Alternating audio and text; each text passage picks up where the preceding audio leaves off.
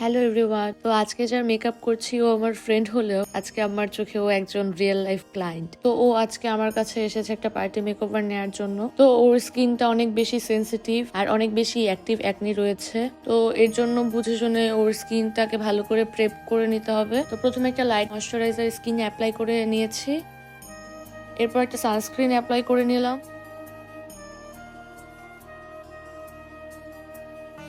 আর প্রাইমারটা specially use করলাম যেটা oil control করে আবার পোর মিনিমাইজ করতেও হেল্প করে, অ্যাট দ্য সেম টাইম একটা গ্লোই একটা ফিনিশ দিবে। এরপর কালার কারেক্টর ইউজ করলাম, যে এরিয়াতে ডার্ক স্পট রয়েছে ঠিক সেখানে আমি ভালো করে কালার কারেক্টর করে নিচ্ছি। আমি আজকে দুইটা কালার কারেক্টর ইউজ করছি, একটা হচ্ছে অরেঞ্জ কালার আর একটা ওর স্কিন কালার থেকে 2-3 শেড ডার্কার কালার ইউজ করছি। এরপর আমি ওর ফেসে ফাউন্ডেশন অ্যাপ্লাই করে নিলাম, তারপর কনসিলার দিয়ে একটু হাইলাইট করে নিলাম।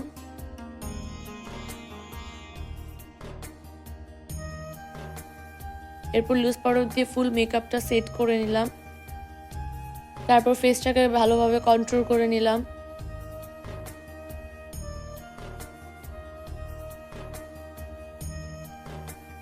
এরপর ব্লাশ অ্যাপ্লাই করে নিলাম।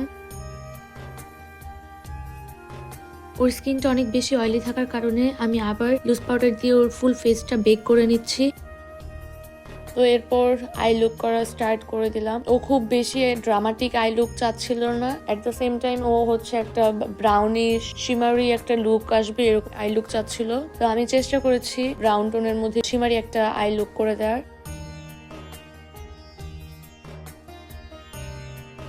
লোয়ার লেসও আমি আইশ্যাডো অ্যাপ্লাই করে নিয়েছি, আইব্রো পমেট দিয়ে আইব্রোটা ফিল করে নিলাম।